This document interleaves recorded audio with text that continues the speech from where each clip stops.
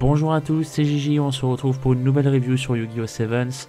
On est à l'épisode numéro 15 cette semaine et je ne vais pas vous mentir que pour le coup c'était un épisode qui était très compliqué pour ma part. Alors attention, hein, l'épisode n'est clairement pas mauvais, au contraire même je dirais, mais laissez-moi du coup vous expliquer pourquoi.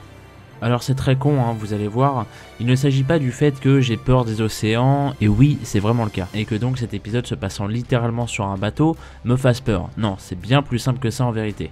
Pour tout vous dire, j'ai fait une soirée à marathonner des épisodes de South Park avec des amis la veille, et donc j'étais très fatigué au moment de voir l'épisode, à tel point que je luttais pour ne pas m'endormir devant tellement ce qu'il se passait m'intéressait très peu. Puis au final, lorsque le duel s'est terminé par la victoire de Yuga, j'ai remarqué que l'épisode était loin d'être fini comparé à d'habitude où la fin d'un duel se passe généralement en toute fin d'un épisode. Au final donc ça m'a plutôt intrigué, et réveillé aussi, pour la fin de cet épisode que je suppose personne n'a vu venir pour le coup. Donc Kaizo, le robot d'Yuga, aurait ainsi été piraté lors de son duel contre les fameux drones de l'épisode précédent.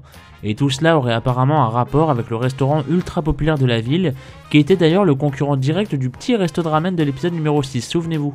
Alors certes ça sort de nulle part, mais pourquoi pas. En vérité ça semble plutôt sérieux et c'est donc plutôt intriguant également. Reste à voir s'il s'agit du début d'un nouvel arc ou bien tout simplement d'une suite de fillers. Mis à part ça, Yuga semble avoir obtenu un nouvel Ace Monster en la personne de son Condor voltaïque, je vais appeler ça comme ça pour l'instant, une sorte d'électro Raid Raptor, avouez qu'il y a un air quand même. Je dis bien qu'il semble être un nouvel Ace tout simplement car au moment de son invocation, Yuga lui donne ce qu'on appelle plus communément un chant d'invocation traditionnel de tous les Ace Monsters des persos de la série.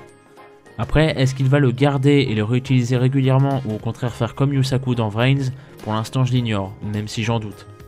Et pour finir sur une petite anecdote, sachez que le dueliste pêcheur qui affronte Yuga lors de cet épisode est doublé par Makoto Furukawa. C'est un seiyuu très réputé au Japon pour être par exemple la voix de Saitama dans One Punch Man ou encore Taiju dans Dr. Stone.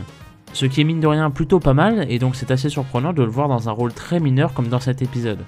Et voilà, cette review est à présent terminée, merci beaucoup de m'avoir écouté, elle était plus courte que d'habitude évidemment et surtout bon elle est plus tournée comique parce que j'avais pas grand chose à vous dire pour le coup, vous l'aurez bien compris. En tout cas, n'hésitez pas à me dire votre avis en commentaire concernant cet épisode, peut-être que vous aurez plus de choses à dire que moi, en plus, qui sait. Quant à moi, je vous retrouve la semaine prochaine pour de nouvelles reviews sur Pokémon et sur Yu-Gi-Oh! En attendant, portez-vous bien, gardez la passion et des bisous.